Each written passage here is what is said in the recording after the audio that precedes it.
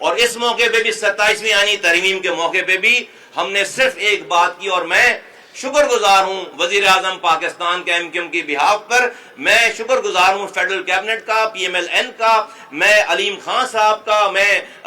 جو ہے وہ یہ چودھری سالک صاحب کا، میں باپ پارٹی کے جو ہمارے رہنما ہیں، اور انٹائر کے تمام کیبنٹ میں جتنی پارٹیز کے لوگ ہیں،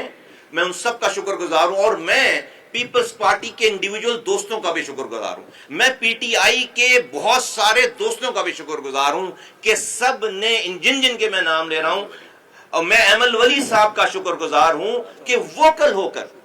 ہو کر سب نے یک زبان ہو کر ایم کیو ایم کے اس آئینی ترمیم کو اس 27ویں آئینی ترمیم کے ساتھ لانے کی حمایت کی۔ اور جب 27ویں آئینی ترمیم پیش ہو کر سینٹ میں جب وہ بل چلی گئی اس کمیٹی میں، اسٹینڈنگ کمیٹی میں، وہاں پر ایم کیو ایم کے بل کو کلب کر دیا گیا، ساتھ جوڑ کر 2 دن اس کے اوپر بحث ہوئی اس پوری 27ویں ترمیم میں، جس میں 1.5 دن اور دوسرے پوائنٹ پر، اور پورے آدھے دن اس ایم کیو ایم کے آئینی ترمیمی بل کے اوپر جو ہے وہ 6 گھنٹے سے زیادہ اس کے اوپر بحث ہوئی ہے، اور ہمارے پاس خاطر خواہ نمبر موجود تھے۔ جاوید حنیف صاحب یہاں پر اور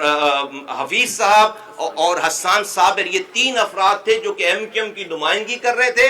جاوید بھائی اس کو لیڈ کر رہے تھے، اور ہم نے اپنا اس کمیٹی میں جو اسٹینڈنگ کمیٹی میں جو بل یا 27ویں آئینی ترمیم کی جہاں پر ڈسکشن ہو رہی تھی، جہاں پر بحث ہو رہی تھی، ہم نے وہاں پر اپنا مقدمہ جیت لیا۔ وہاں پر ہمارے پاس نمبر زیادہ تھے، پی ایم ایل این کے ساتھی اور دوسرے ساتھی وہاں پر سب سپورٹیو تھے، لیکن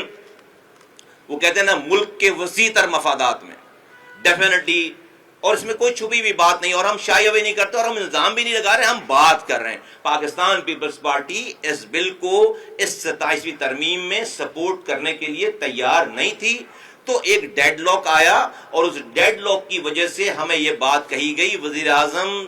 کی صاحب کی طرف سے، حکمراں پارٹی کی طرف سے، کہ پلیز چونکہ اس بل میں 27ویں ترمیمی بل میں پاکستان آرمی کے حوالے سے جو ہے وہ امینڈمنٹس ہیں،